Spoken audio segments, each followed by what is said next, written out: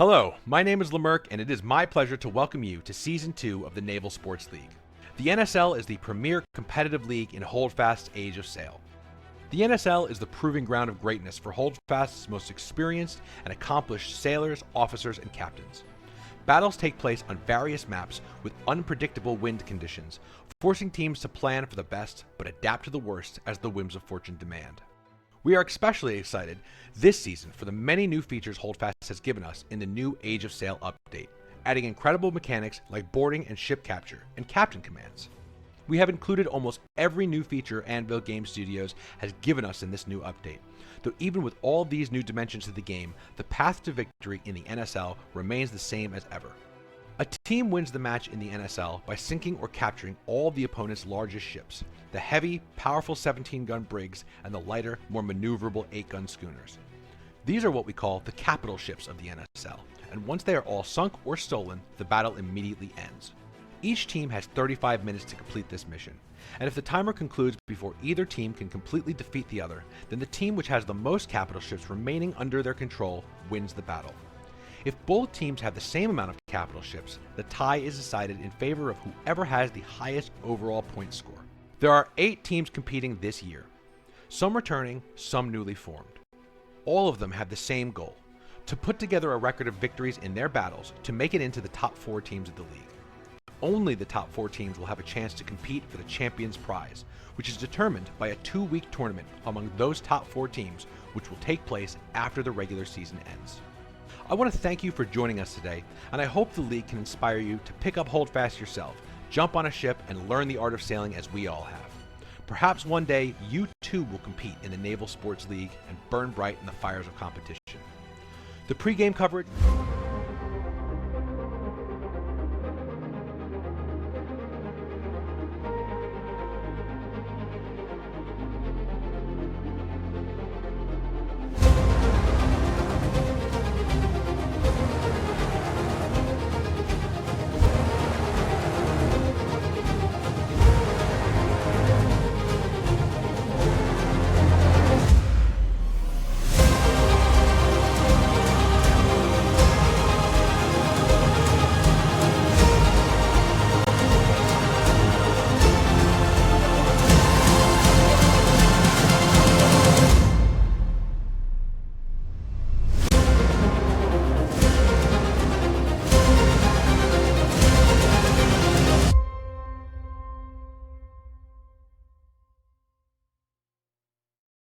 Hello and welcome to the Naval Sports League. My name is Lemerck and I will be your host today for today's battle, Season 2, Week 14, Krakens versus the Kelpies. I am joined today by fellow Admiral and co-host Jenkins. Jenkins, welcome back to the host booth, sir. How are you doing today?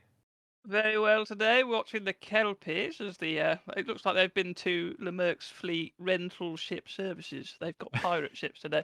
It's a fight of 2 mythological creatures, isn't it? I've just heard about this one. A Kelpie is a horse-like creature that sticks a human being, a man or a lady, to their back and then just walks into some bog, and drown them.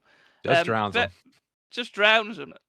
Proper anus of a creature that don't go anywhere near boggy areas for your own safety. But no, I've been looking at some pre-game lobby footage, and they have all had a lovely pep talk to which somebody said they will shave their head bald if they win.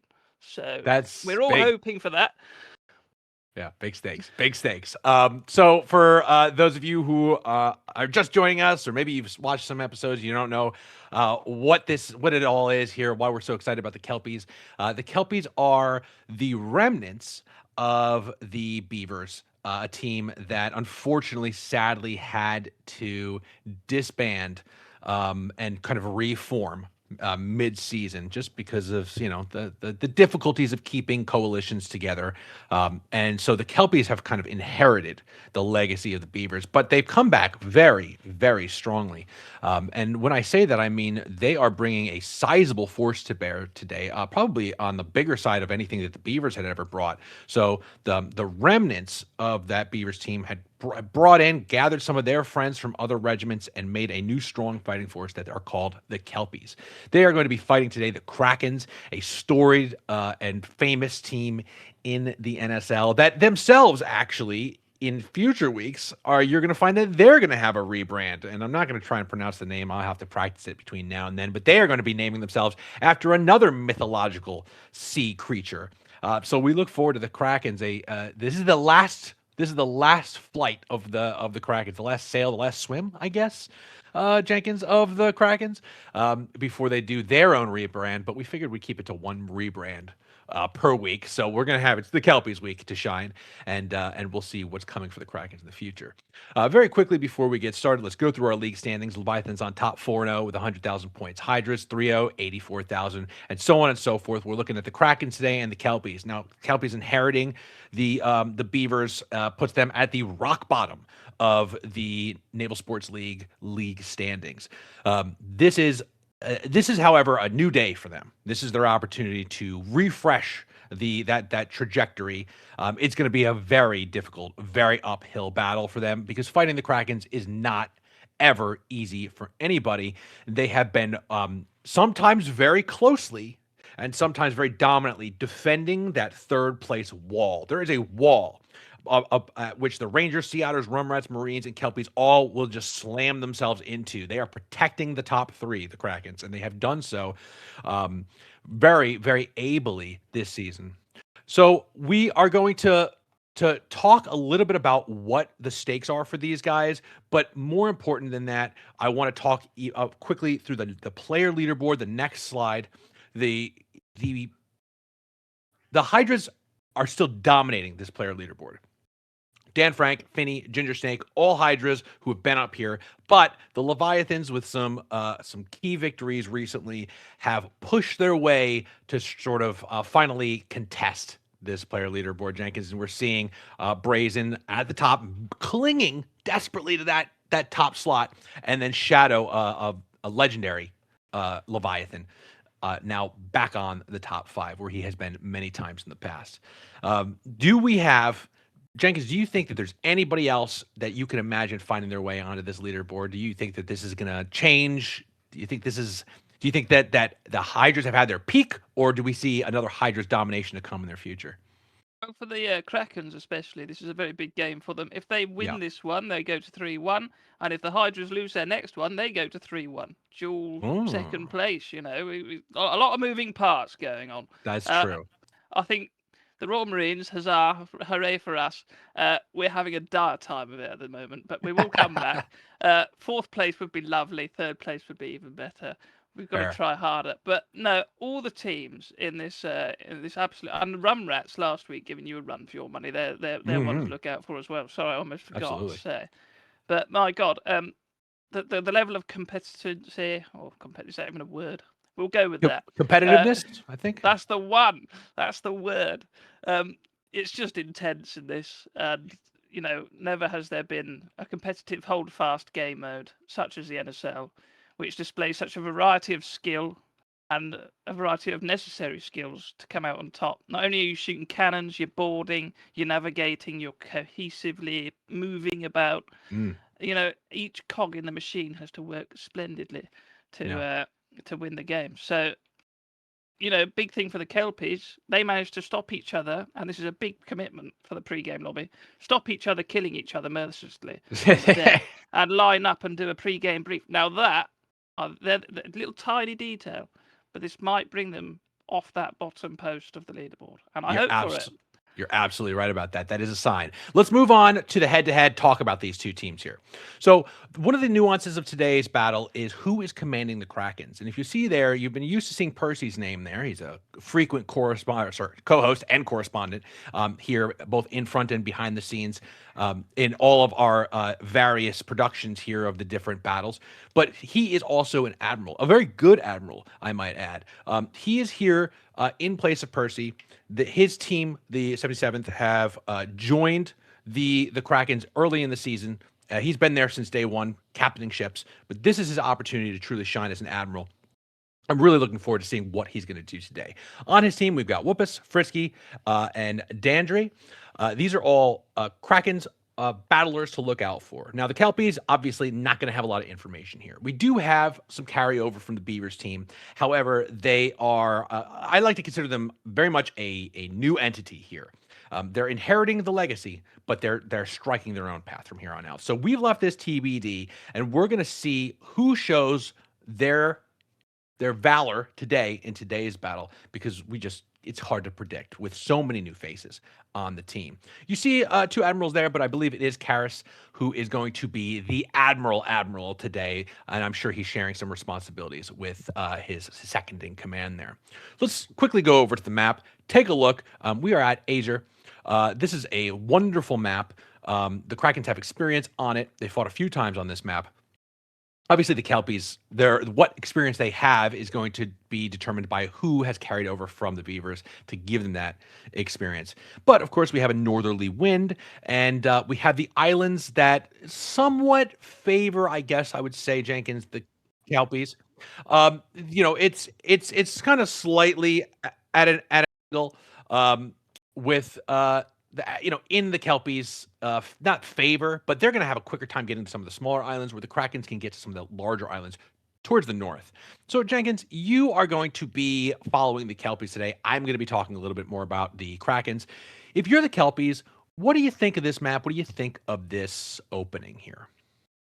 Well, I think we've seen this map a couple of times pop up in the NSL, and mainly all the battles go towards that northerly sort of big island, don't they?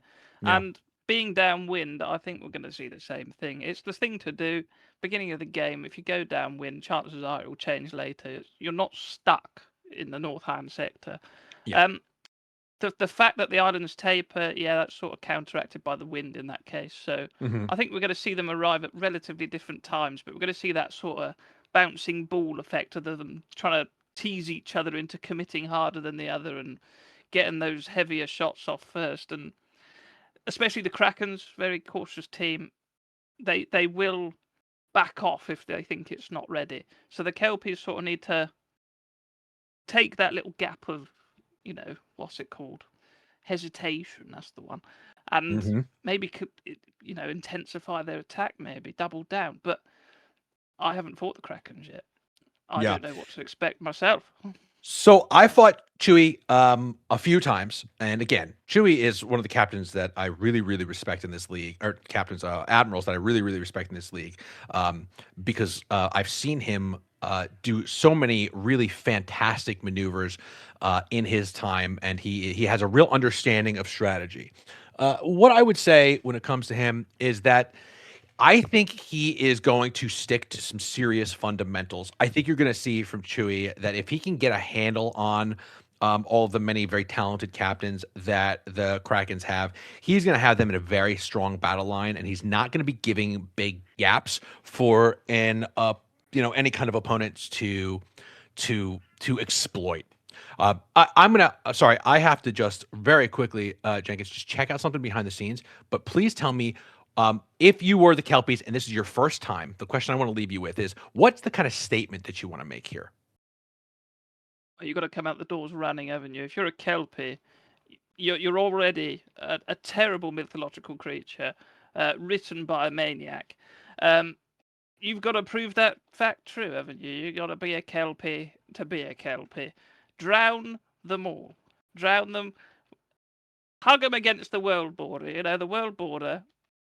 maybe the real ocean doesn't have invisible walls stopping you from going outside the map, but the world border, trap them in it and kill them, or drown them, or stick them to your back, get them on your back and drag them into the pond. That's it. Very good. Yeah, and I think that what do you do when you get to that wall is a question that can make or break a battle. And we've seen it so many times. I wish there was a different way that this game could go than just get to a wall and then fight a line battle at it. But, of course, that would probably just mean that these guys would be sailing off into infinity forever. So it is good that it kind of stops somewhere.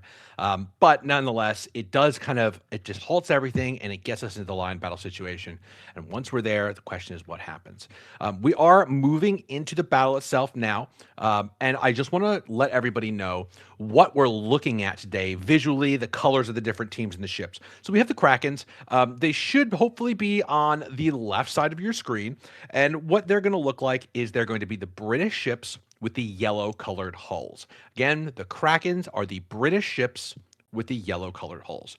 Conversely, the Kelpies, they are going to be in pirate ships after my very own heart. I love a good pirate ship. The pirate ships are the inspiring brown color, and they have the skull and crossbones. I guess they can't afford paint. They're living slim. And so again, we have the Krakens, British, yellow ships, Kelpies, pirates, brown ships. So as you're looking at today's battle, keep it in mind. We'll try and say it lots and lots for you so that you don't ever forget, because those colors are a little similar, Jenkins. So hopefully viewers will be able to tell them apart pretty easily. And again, as you're looking down on any kind of overhead, you're going to see that we're going to try, operative word, to keep the Krakens in their yellow ships on the left side of your screen. And we'll try to keep those brown ships on your right. Though as things get complicated, we might just be doing our best. Okay, so again, just seeing it right now. I think talking about Chewie specifically, Jenkins, as the leader of the Krakens today, I think he's going to go east. I think he's going to go east-southeast. I think he's going to go against the wind and try and bank it and gain the weather gauge. Jenkins, you probably, I think, know all about what the advantages of getting the weather gauge, going against the wind to start off with. Would you like to tell our viewers a little bit about why people do that sometimes? Well, you always tend to get blown downwind, don't you? And it means if you're on the top-hand side of the wind, you're on the outside of the enemy, which means they'll reach the world border on the other side of the wind first. However, dynamic wind is in play, and it has caught a lot of teams out before. It can fully 180, and then what do? You're in trouble. You're getting pushed against the world border. It's that back and forth. And with the world border, it's if they reach the world border, which I really hope they don't, because I want to see some flames. But Yeah. it does turn into a bit of a game of chicken, and the first person to turn will unfortunately lose, or lose a lot of HP at least. But no, I think the weather gauge is a shout. But do you take the gamble? Do you go north and hope it flips? We are going to see. Because, because of the dynamic wind, which, by the way, it is randomized beyond the control of even us who organize the battles. Like, we just simply do not know where that wind is going to flip, or if it's going to flip. Sometimes it simply doesn't flip at all. Sometimes it just maintains its original course for like half the battle. I want to attend talking as the guy who's going to be watching the Krakens for you. This is, as I predicted, a immediate and decisive dive for the east. Jenkins, what are you seeing for the Kelpies? Where are they going out of spawn? Full steam ahead. No turning whatsoever. They're going straight for the middle. Well, so Chewie, I think I could speak for him here a little bit. Chewie is thinking the best thing I can do is go east-southeast, get downwind against the wind. Sorry, upwind, downwind. I have to remember which one is which. I always forget. But he's going against the wind. Again, when we talk about the weather gauge, what it means is that for the enemy to come to you, they are going to have to go against the wind. So like if you establish your position nice and early on that you are going against the wind, then all of a sudden, when the enemy wants to come to you, they have to go into bad wind. It slows them down and it gives you more time to shoot.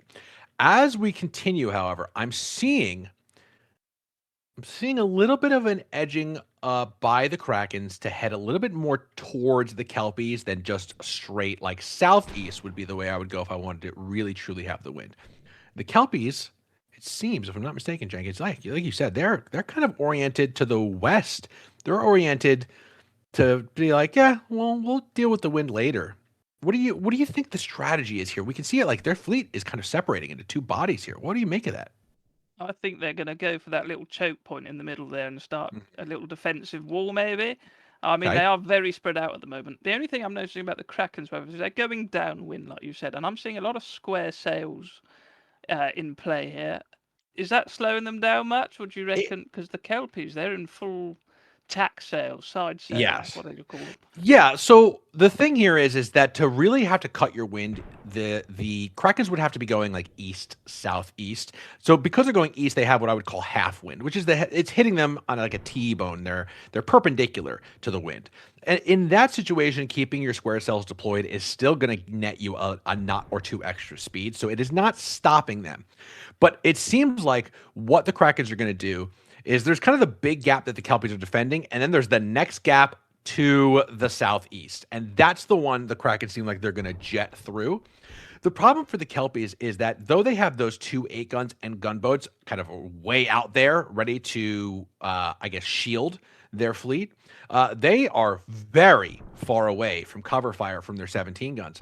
Is this a luring kind of maneuver that the Kelpies are trying to do? Are they trying to like tempt Chewie to get high on the aggressive? And if so, Chewie does not appear to be buying it. Instead, he is sticking to his course, which is now east-northeast, and he's trying to cut behind the Kelpies, and he's going to get that wind, which has been changing a little bit here and there, but I mean, it is, we shall see. I'm really excited to see how this plays out.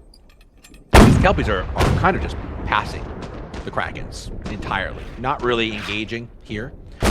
Instead, they seem to be trying to capture that coveted space that you talked about earlier, Jenkins, which is next to that large island, kind of in that zone, which has that square between these 4 islands. You know what I'm talking about? The one thing I'm saying, I must commend you for as well, is that you're very much knowing of what the Krakens are going to do. You're in their mindset. You sort of have an idea of what they're going to do. I'm thinking, do the Kelpies, have they done their homework? Have they also seen some of the other things these Kraken people do and thought, I know what they're going to do.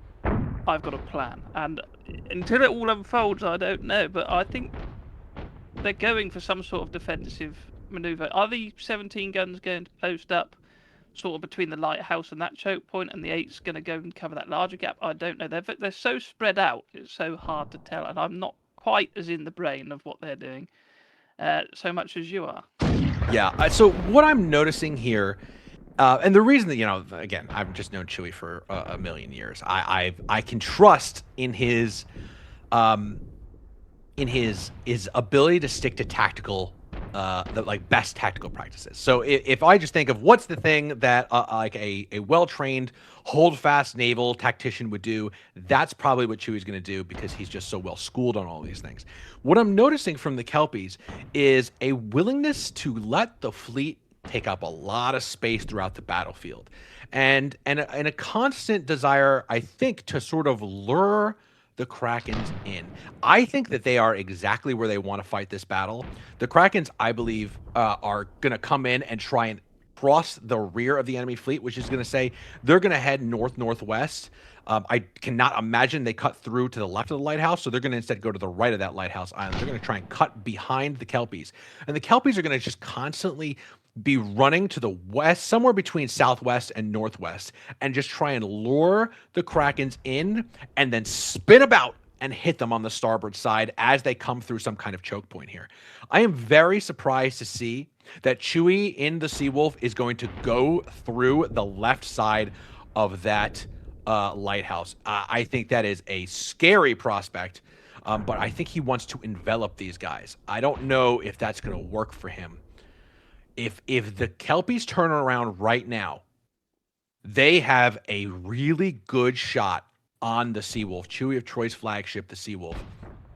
And but we shall see. What he's trying to do is get his battle line in as quickly as possible. So those 17 guns are going to be able to turn hard to starboard and have their port side cannons, their left side cannons turned in, dialed in towards the enemy ships. Meanwhile, his 8 guns and the corvettes are basically on an intercept course north, Jenkins, and you can see they are aiming to intersect with the front of the enemy fleet very far to the north. The question is, does Chewie want his 17 guns to be closer than his 8 guns? Because that's what it's looking like right now if he doesn't pull those 17 guns back.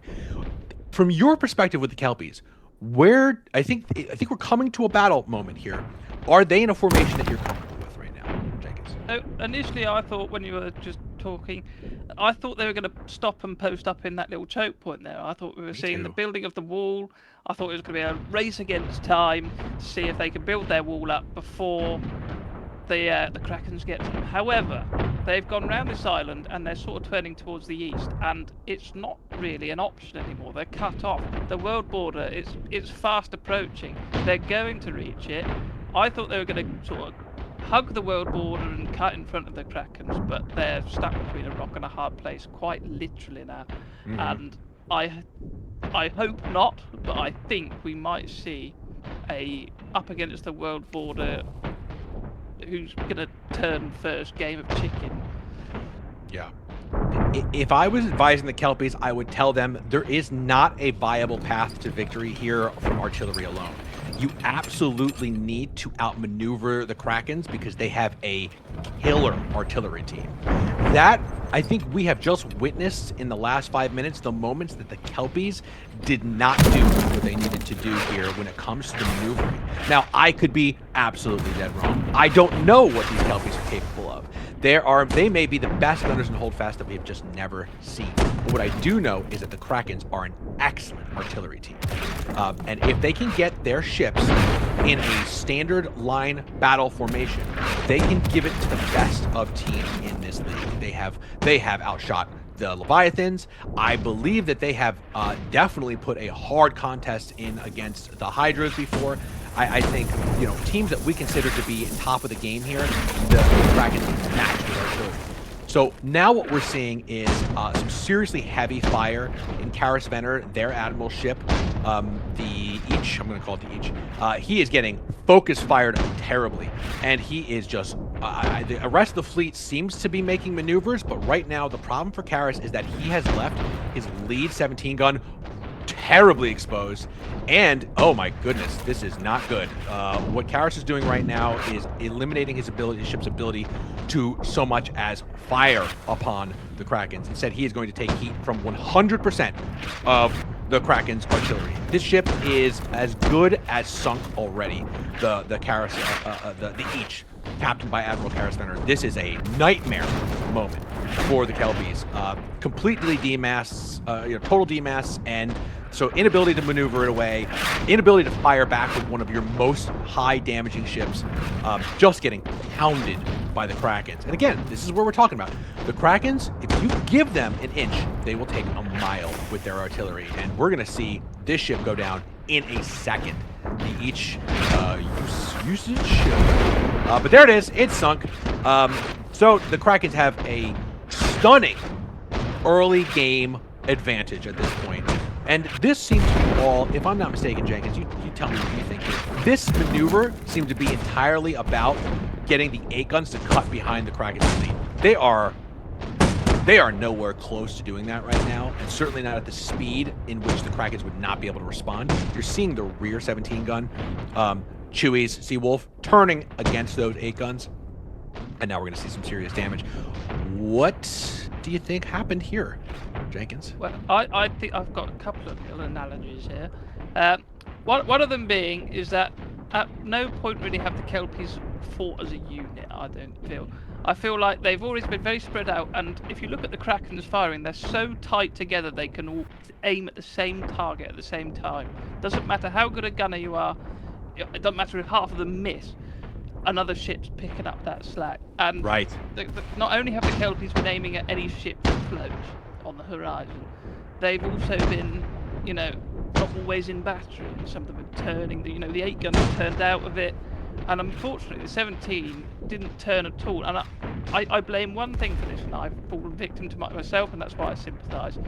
Having the wheel up, and if you noticed, it was pure hot shot coming out of the front 17 gun by Venner. He was so hyper-focused on getting the timing correct to get those, higher damaging shots out that he wasn't paying attention to where he was going. He didn't.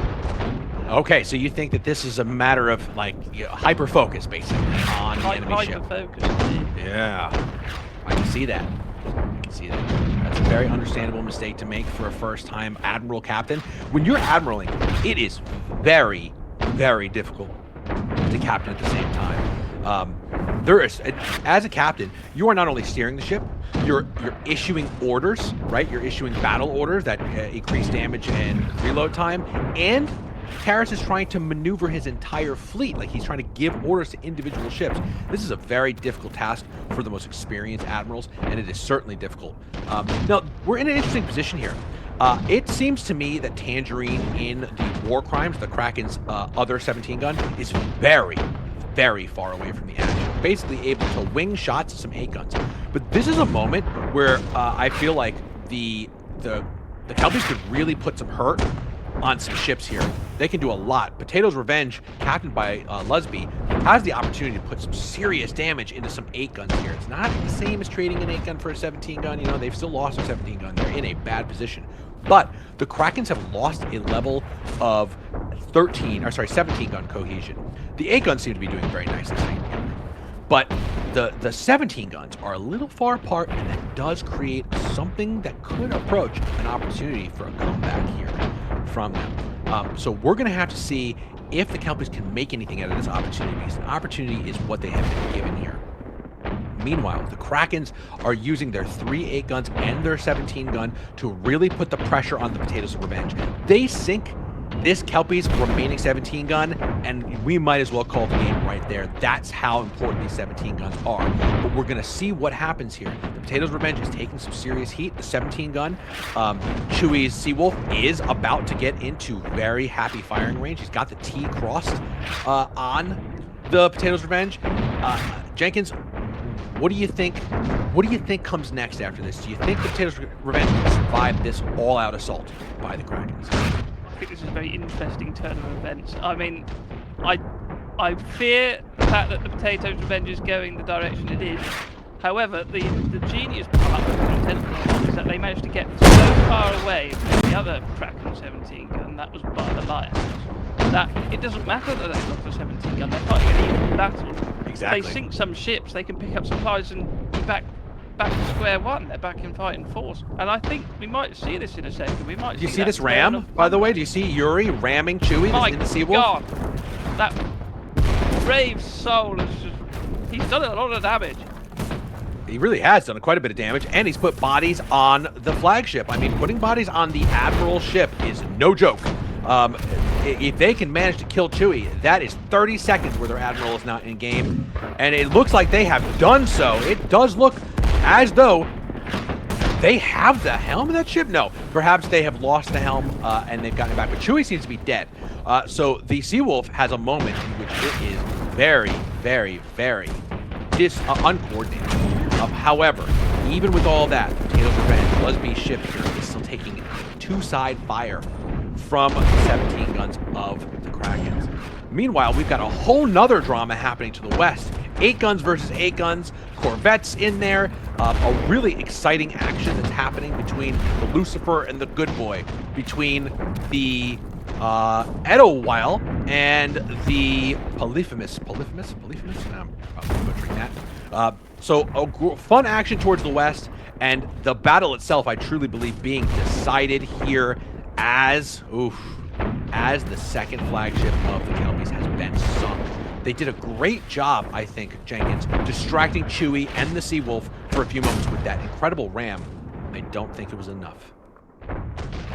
They did a lot of damage, and the 17 gun was working with it, but unfortunately the Corvette by Rugbite has also been put in there for, and both 17 guns and the Corvette are in the side. It was always going to end this way, but the 8 gun that is left after the ram, they're not giving up. They're still putting shots out. And I think whilst these guys are recovering after this small little skirm over here, you know, the battle of the 8 guns to the west, that's sort of where the main attention is now, because they've got a Corvette on the Kelpies, and they need to sink these 8 guns before the rest of the Kraken fleet comes to take revenge. Chances are low, but not. No, I think as long as the Kelpies have their Corvette, it is not, there is not a 0% chance that they, a Corvette in the right position can shred a weak 17 gun. Quite simply, they are just such an incredibly maneuverable and powerful ship. but they require a tremendous amount of support, fleet support, to make sure that they don't get focus fired because they are a bit of a glass cannon. Against an 8-gun, a Corvette is a bully. I mean, you can watch them shred 8-guns without taking much return fire at all. The only problem is what we're seeing right now from the Kelpies is that they're getting spread to the wind, right? We've got 8-guns heading to the south. We've got the Corvette heading to the east, or at least fighting to the east. Meanwhile, Chewie and Tangerine are pulling themselves, getting their ships as fast as they can to the west to rejoin the battle with their 8-guns and finish this, clean this up. The question I think that we have right now upon us is, do the Krakens lose a single ship in this battle? Are they going to lose even the Corvette that doesn't even count towards victory or defeat? Are they going to lose anything? Or are they going to fully sweep the Kelpies? And I think it was important that they did today, if this is what ends up happening, because they've had some tough battles against some teams. They haven't lost anything major except for against the Leviathans, but they've had some close shaves with teams like the Sea Otters, for example. I think this is a very important battle for them to prove that they are a top 3 team. Nobody helps them. What are you seeing here, Jenkins, as this battle? It looks like they're going to start moving those parts to challenge the Hydras.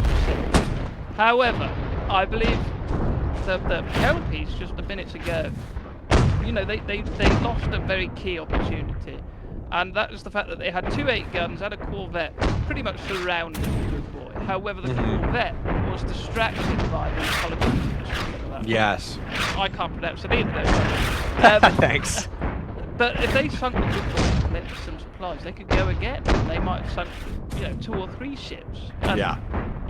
That only spirals into win or loss, and that 0% chance, again, still not 0, but I think they need to start playing some more cohesive, decisive plays. They need to all focus on one thing, and I think, as NSL goes, that is the key focus of any team. I mean, it's taking cannons out of the water, sticking them to your back, and dragging them to the head, like a Kelpie. Yeah, like a Kelpie.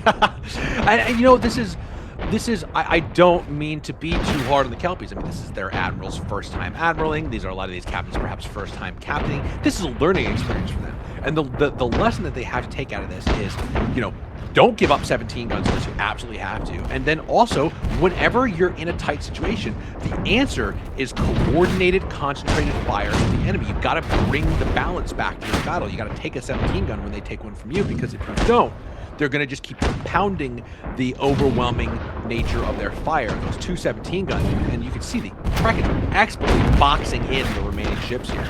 You can see how they have a 17 gun on one flank, and then the other flank, there's a box around the remaining ships of the Kelpies. They've got 2 sides of that box covered, and they can crossfire through it, and they are. And it's going to create a death zone between them as the Kraken just surround, envelop, and obliterate the remainder of the Kelpies. So this is the lesson the Kelpies need to learn from this.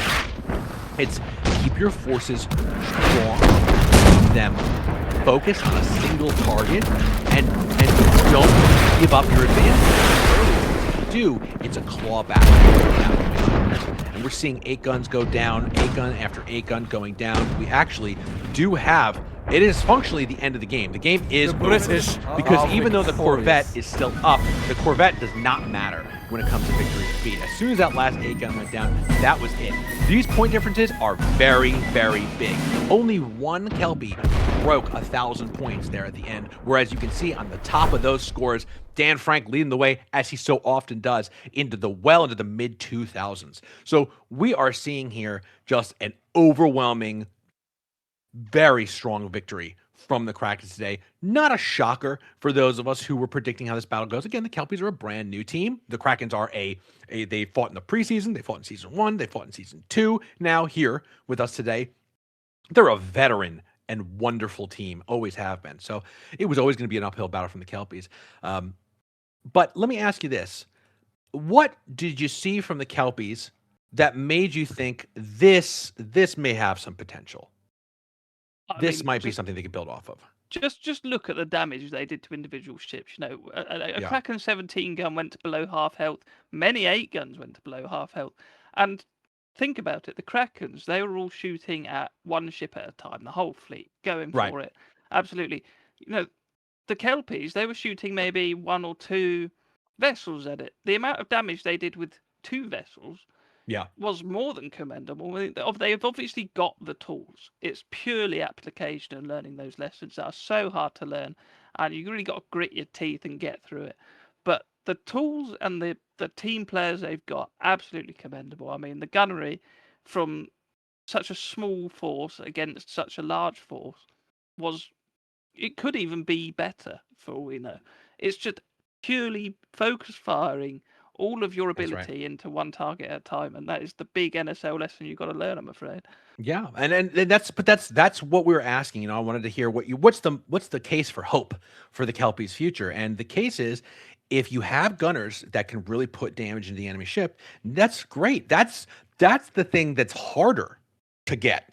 It's much easier to drill a little bit with your captains, look over some past battles, see the formations the enemy use, and talk about how you're going to keep all those guys focused on the same target. If you have good gunners, you can learn how to put them all directly towards the same opponent and start sinking 17 guns with lightning speed. If you don't have good gunners, all the organization in the world is only going to barely catch you up to a team that already has great gunners and great organization. So that's the case for hope here. And as we wait for both of the admirals to join us, I would like to say and give them a big congratulations to the Krakens on just a really textbook victory here. This was just a magnificent victory from them.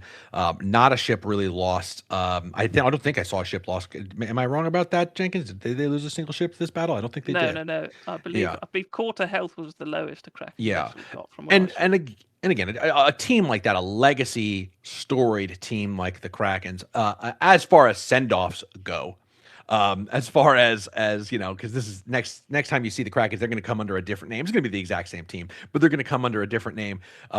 This was about as good a send off to the Kraken name as you could possibly ask for. We do have our admirals now in here. We have Chewy and we have Karis Benner. Chewy, I see that you're muted there. Are you able to unmute and can we hear you? I was just making sure you didn't hear the fan in the background. No, we're good. I do not hear the fan in the background. Chewy, you sound crystal clear. So we're going to start with you today. We each have a few questions for you. But first, I'd like to congratulate you on a complete victory today.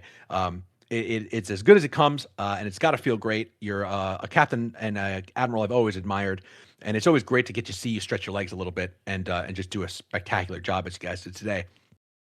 My first question is, tell us a little bit about your planning coming into this battle, and if this battle went in the direction that you were hoping it would go.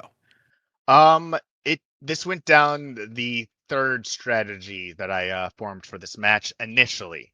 I only planned the first couple moves, and then from there, I like to take the match by the horns and go from there. Mm-hmm. So they started going down my third battle strategy, and I just reacted to that, especially when they started pushing 2 8 guns a little far, where even their 17s could barely hit their own 8s. Like, I thought that was a weird separation of the fleet there. So I thought, all right, time to start pushing. And then I saw they were trying to put us into a trap and turn around on us, and I'm like, nope, we're not going to let that happen. So I was able to break apart their 17s at one point and start hammering one. And then I was able to lean away from that and start hitting the other one that was out of the fight. So I was just trying to take 117 on at a time there early on when we first made contact with them. Yeah, very good, and it worked. There was a moment, and we only have 2 hosts today, so I'm going to ask 2 questions, and I'll throw it over to Jenkins to ask 2 questions on his own. There was a moment where I was surprised to see that you took your 17 guns on the left side of the lighthouse, right? I think you probably know what I'm talking about here. That was right as you were getting to the moment of first engagement, first contact. Oh, yes, that point, yes. Yeah, that seemed to me, I think, us very confident maybe even risky move if they had turned their starboard sides in and started focusing fire. But I think they were a little bit far away at that point. So were you feeling like, an admiral feels morale in battle, feels like kind of intention. Were you feeling like there was no chance they were going to turn in and punish you for kind of isolating those 17 guns off to the left and then putting them through a choke point? Did you think that you were just instead going to be able to get your port sides in and just hit them hard later on? I actually saw them turning before I went into that gap. Gotcha. Before my point of go, no go, I saw them going, but I also saw the island that they would have to sail around. Right. And I knew if I push this advantage now, I can have a 2v117 match for a certain amount of time. And then I knew after their lead 17 that would be blocked by the island come around it, I would then be able to turn a 2v117 battle on that one. So I decided, you know what? Risk it for the biscuit. They are not able to punish me for this. I'll take a few clean shots and then it'll be a 2v117 fight. So I saw them doing it and I still committed to that attack full force. Well, it worked out tremendously for you. I'm going to pass it over to Jenkins. Jenkins, some questions for our victorious admiral here. First of all, congratulations. You're now challenging the Hydras for second place. You just got to cross your fingers now and hope they bugger up the next game. But my first question, of course, quite a lot of what Merck said or predicted at the beginning of the battle, you did do. And, of course, being predictable, not always a good thing. Is it a fear of yours, or is there any sort of things on the horizon where you might have to change up your strategy and throw in a few surprises to avoid such things as people doing their homework? Oh, I'm actually quite surprised that you predicted all my strategies because this was definitely I tried to change it up a bit today. I'm never a guy who goes towards the center early. For the most part, if you go back even to the preseason, I'm very rarely the guy that goes towards the center. And today I was trying to change it up and make a different name for myself because this is the first time I've admiraled in this new format. And it's been great sailing with the KRN and regiment. And I was trying to change it up and be a little more aggro. There's only, if you ever look at my history since the NSL has formed, there's only been like one match that could compare maybe two to how aggressive I was today in my admiral history. I'm normally a conservative guy, so I was trying to change it up. I was trying to see how it felt to be aggro in this match. And if you were able to predict what I was going to do this today, maybe you're not able to predict what I'm able to do next time. I am trying to change up my styles per match.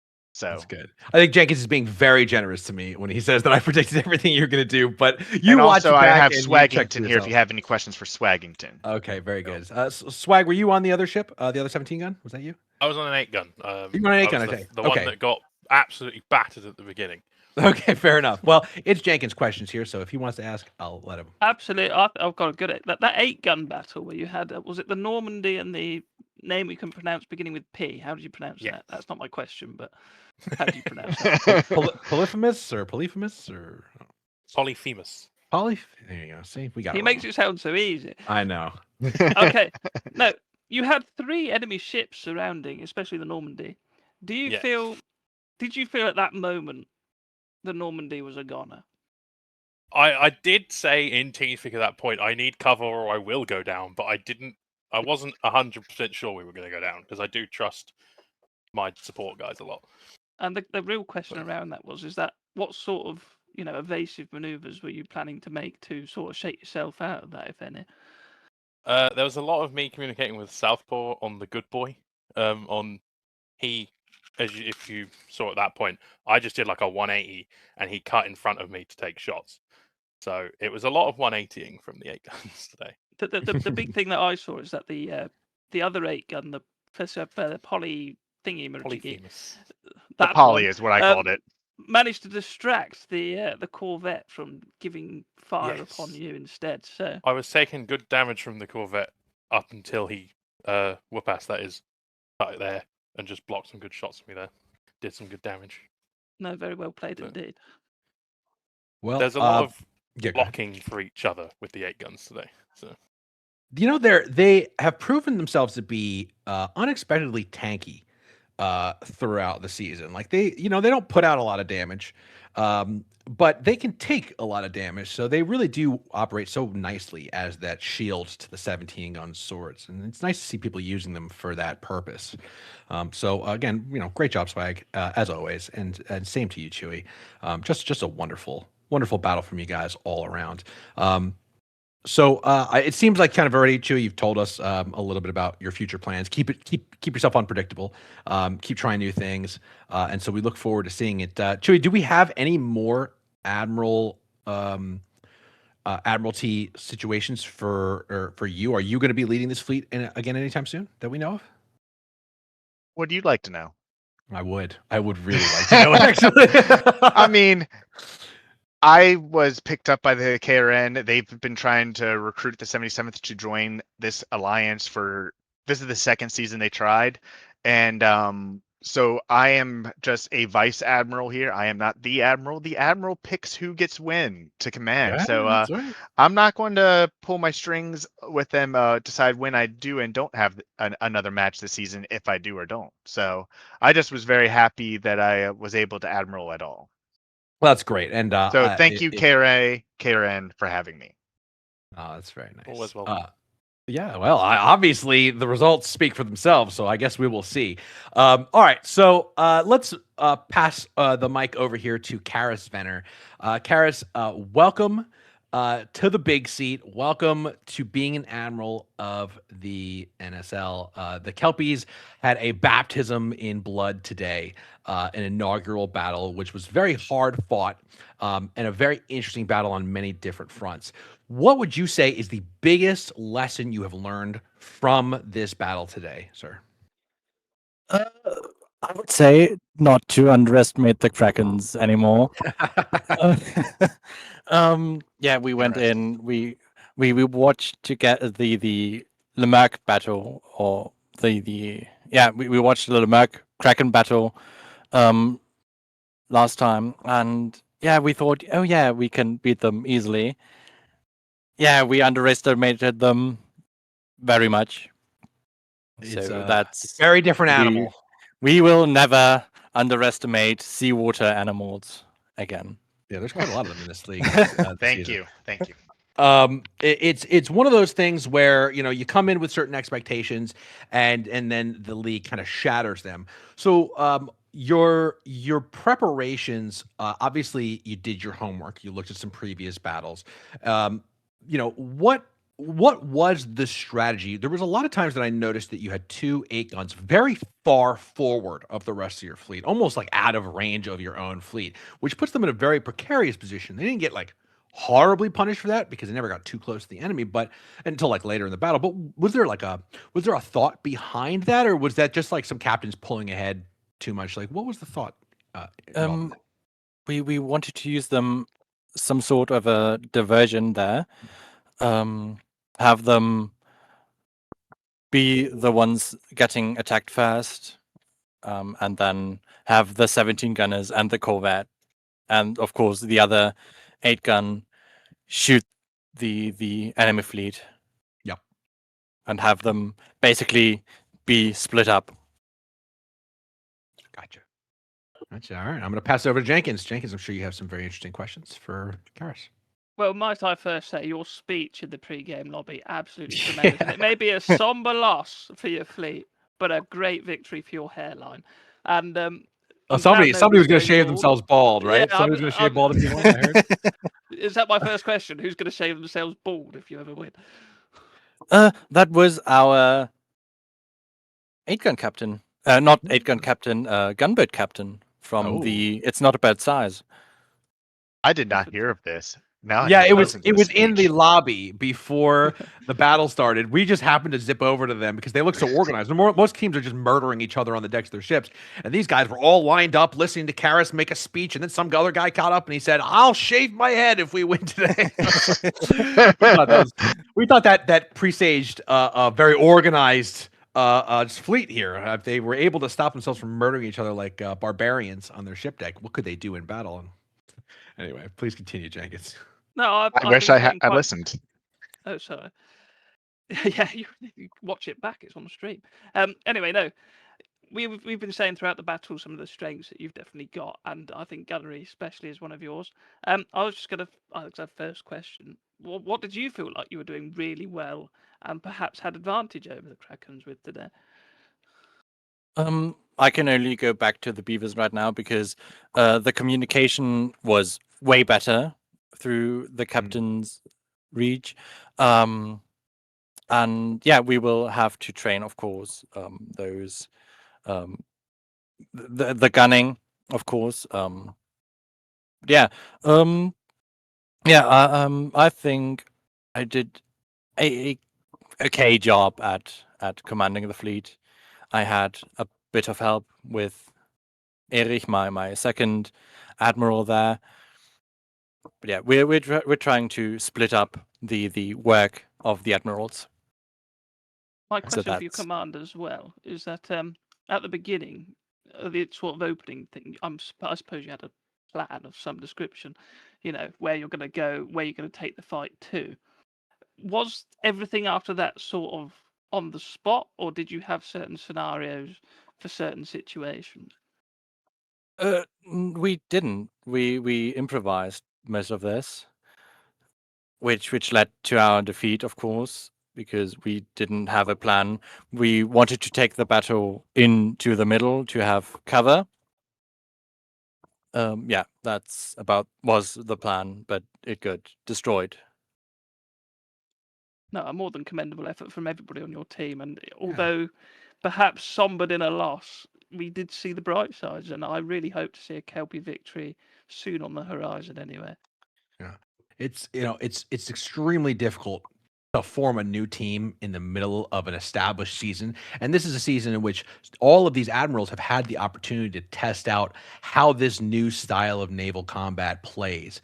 And though you are not brand new, right, having been part of the Beavers previously, being at the top of the organization, having to captain a ship, having to give the command orders to your ship, and having to give admiral orders to your fleet, it's a lot to put on any one individual. Yes. So again, I can't help but sympathize and congratulate you for stepping up to a very difficult job. And we look very much forward to seeing how you guys develop for the rest of the season. And I hope that you then are inspired to continue into the next season. And if this doesn't end up being your season, if this is a learning season for you, and then the next season is a domination season, maybe the rest of the season is going to be nonstop Kelpies victories. I certainly don't want to take that off the table. But one way or the other, getting used to this new style of warfare that we have since the Age of Sail, I think you're going to find it happens very quickly for your team, that it all comes together. So we're really looking forward to the rest of your guys' seasons, and we wish you the best. With that, Thank you. Of course.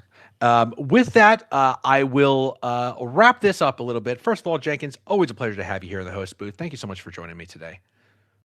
hi, thanks, Lemerck, and I hope to do this again soon. And congratulations to both teams, either win or loss. It was a fantastic fight, and it's another victory for the British Navy, but may we all hunt responsibly, for if you kill all the pirates, there's no fun for the rest of us.